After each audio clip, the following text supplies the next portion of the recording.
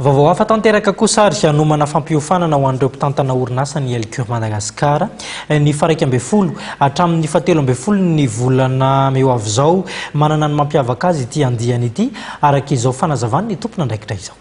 Tolitra vaovao no atolotry ny CURE dia tsy ny izany fa formation, communication efficace et leadership de développement.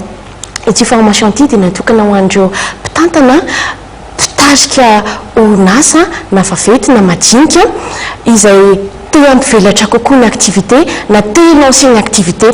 Mety misy olona ianao mpitantana orinasa kanefa nitanao fa misy blocage ao amin'ny entreprise-nao na ny zavatra izay ataonao, ny raha izay ataonao. Dia ny CURE Madagascar dia manampy anao mpitantana pitarika ny société anao hanampy anao izahay hampandroso sy ilancer ny activité anao. Ity séminaire de formation ity dia manomboka ny 11, 12, 13 mai izao izay atao am'y CURE Madagascar ao Antsakavero. Nantsona amin'ity séminaire de formation ity dia ireo olona izay mahatsapa fa tokony isy fandrosoana mitona eo amin'ny sehatra izay hiasana. Mety efa roa taona ianao nitsangana kanefa ny recette-nao dia mitovy foana, tsy mitombo mihitsy.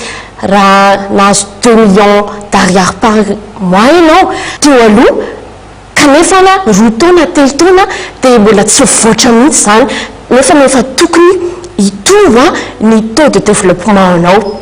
Ho antsika izay manana izay blocage izay dia manasa anareo izay hanatrika ny séminaire de formation izay karakarain'ny CURE Madagascar. Raha tokoa ianao ka manana fahasarotana ao an-tokantrano, raha mpianakaviana mpitantana tokantrano, mahatsapa fa misy elanelany na fifandraisana eo amin'ny mpivady, tsy manana ny autorité anao intsony ianao ao an-tokantrano na ao am-piasana ihany koa, dia manasa anao izay hanatrika an'ity formation ity fa ao no ahitanao an'ilay module hoe communication efficace. Ny daty fisoratana anarana amin'ny séminaire de formation dia ny zoma 6 mai izao sy ny alatsinainy.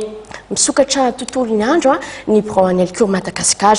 Raha toa ianao ka te handray anjara amin'ilay séminaire dia manasa anao izay hiantso ny laharana 034 51 519 65 034 51 519 65